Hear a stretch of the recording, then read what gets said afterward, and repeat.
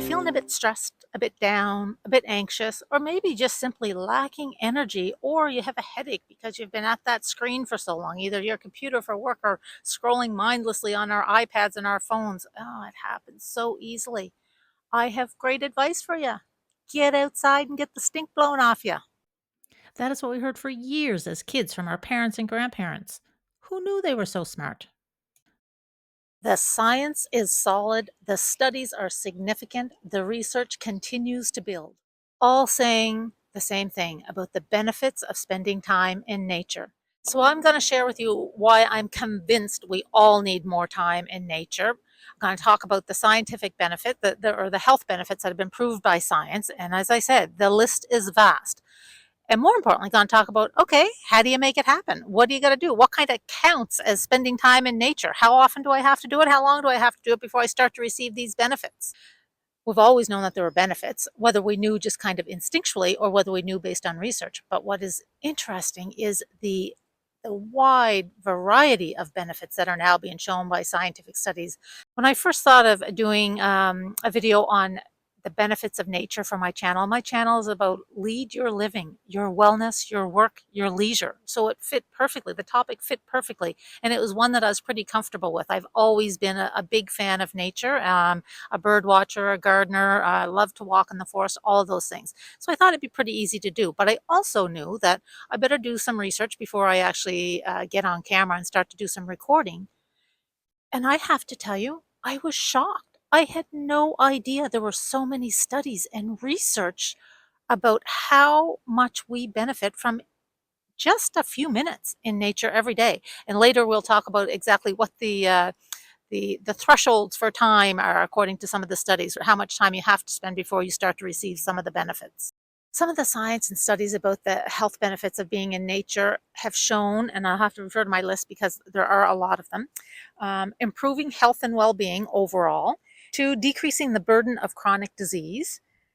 It has been Studies have shown that spending time in nature lowers blood pressure, increases serotonin levels. You know, that body chemical that's responsible for our moods and helps us contributes to feeling happy and satisfied. That's a biggie.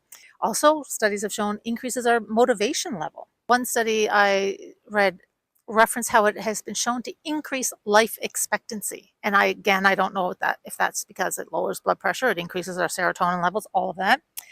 It sharpens our cognition, makes us smarter, makes us able to concentrate better.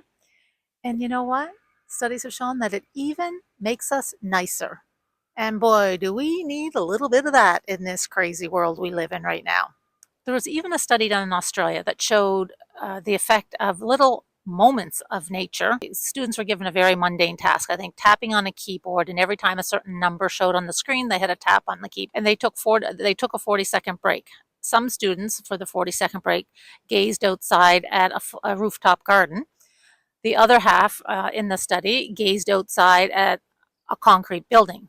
And those who were gazing at the garden for 40 seconds during that mundane task had significantly fewer mistakes than the other group.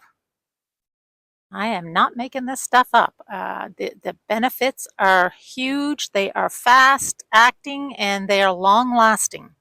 In medicine and treatment with medications, they often talk about minimum effective dose, meaning what is the minimum amount or what is the minimum dosage you need to make the treatment effective. And so in terms of how much time, what is the minimum effective dose of time in nature before we start to experience some of these benefits? It's not huge. It seems the studies that are quoted the most that I could see talks about 2 hours a week. 2 hours a week. That's it.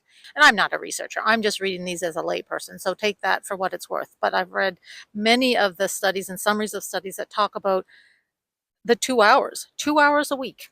And it matters not if it's all at once or spread out throughout the week.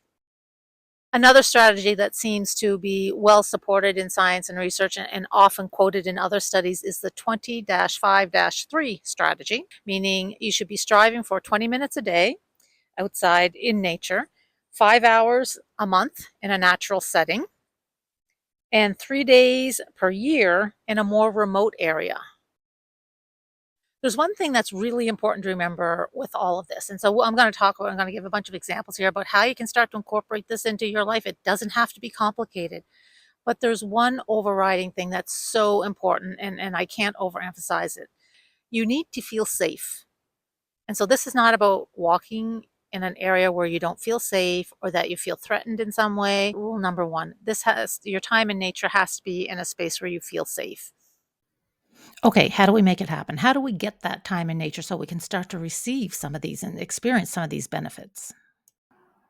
Oh, so many ways to get you out into nature.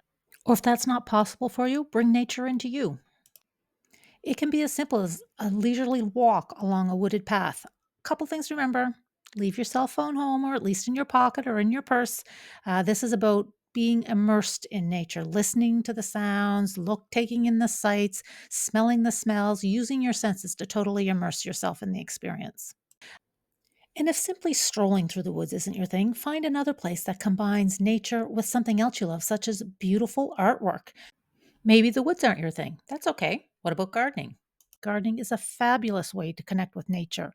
There is even a particular bacteria, Mycobacterium vaccae, I don't know if I'm saying that right, that is in the soil that is connected to releasing serotonin in our brains.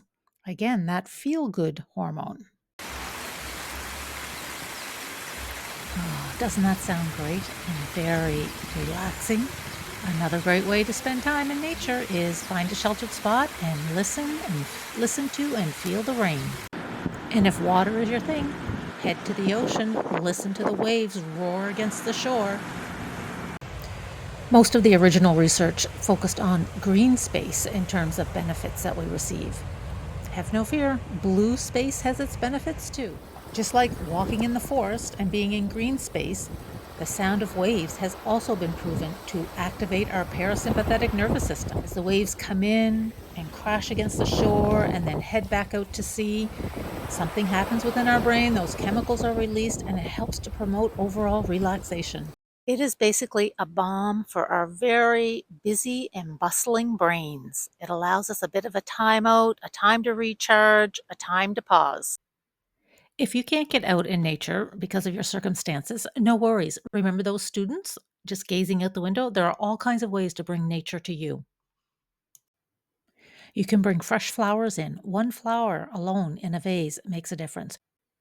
Bring nature inside with houseplants. So many benefits. Some species may even help filter the indoor air we breathe.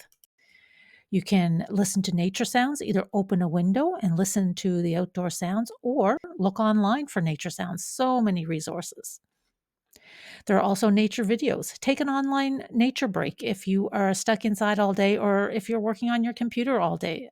So, once we realize and look at all of those health benefits just from simply spending some time in the wilderness and in nature, then if you combine those with some other proven life hacks, holy camoly, we are Bob's your uncle. We've got it made. And so, in particular, if you combine your nature time with doing it in the morning, okay, I mean, provide your nature time with doing nature time in the morning, not doing it in the morning. So if you provide your nature time and do it first thing in the morning, like within the first hour of you waking up, even more benefits because there's so much information out there now, and you don't have to search very far to get this about the benefits of getting out in the daylight and getting some sunlight in our face, in our eyes, mainly associated with better sleep and helping us go to sleep faster at night and stay asleep. And there's a lot of us that can use help with that.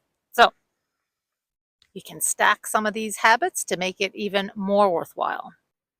Connecting with others has been shown to reduce loneliness, decrease depression and anxiety. So combine your time in nature with someone that you would like to connect with.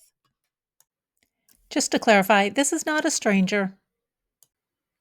Other things you can stack your nature time with is exercising, get your body moving outdoors, bird watching, reading your favorite book, meditation, picnics, so many more. Would love to hear some of your own ideas down below.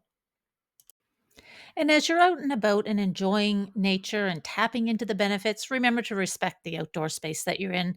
Do not disrupt the environment. Do not interfere with wildlife. Do not trample over protected or private areas. Do not leave your garbage behind. There's a great Canadian organization, Leave No Trace.